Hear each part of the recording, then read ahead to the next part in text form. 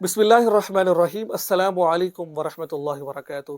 چار ایسی غذائیں ہیں، چار ایسی چیزیں ہیں، اگر انسان ان کو مکس کر کے استعمال کر لے تو ہم یہ سمجھتے ہیں کہ پھر انسان اگر چار شادیاں بھی کر لیں، ایک رات میں اگر چار بیوی بھی ہوں، ان کو مطمئن کرنا چاہے تو میں یہ سمجھتا ہوں کہ وہ بڑی آسانی سے کر سکتا ہے۔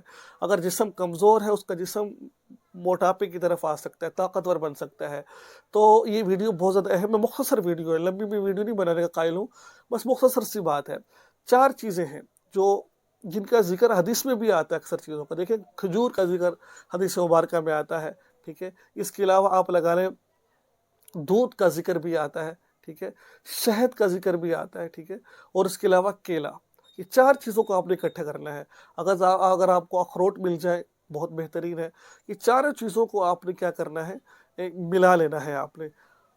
شہد، دودھ، کھجور کوئی بھی لے لیں آپ، اور کیلا، ان کا روزانہ صبح نہار منہ آپ اس کو ایک گلاس پی لیں آپ، ٹھیک ہے، نہار منہ۔ اس کے تقریباً 2-3 گھنٹے بعد آپ کو ناشتہ وغیرہ کریں آپ، تو میں سمجھتا ہوں کہ یہ آپ کو اتنا فائدہ دے گا، تو یہ اس کا اتنا اثر ہوتا ہے کہ اب پی لیں گے نا، اب پی لیں گے آپ، آدھے گھنٹے بعد آپ کو تمنا ہوگی کہ میں اپنی بیوی سے خواہش پوری کروں میں، اس قدر اس میں طاقت ہوتی ہے اس کے اندر۔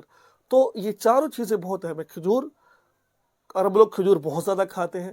دودھ میں ہے شفا ہے۔ دودھ تو ایسی چیز ہے کہ جس کے بغیر جو ہے نا گزاری بچے کی جو جب روٹی نہیں کھاتا، دودھ کے ساتھ اس کا استعمال کیا جاتا ہے، یعنی کہ دودھ پیتا ہے، اس کی غذا دودھ ہوتی ہے، ٹھیک ہے۔ تو یہ تمام چیزیں ہیں تو جن کو ہم جو ہے نا استعمال کر اپنے اندر قوت پیدا کر سکتے ہیں، چاہے کہ ہم پھکیے کھائیں، کشتے کھائیں، وہ نہیں، یہ ایک سمپل سی بات ہے۔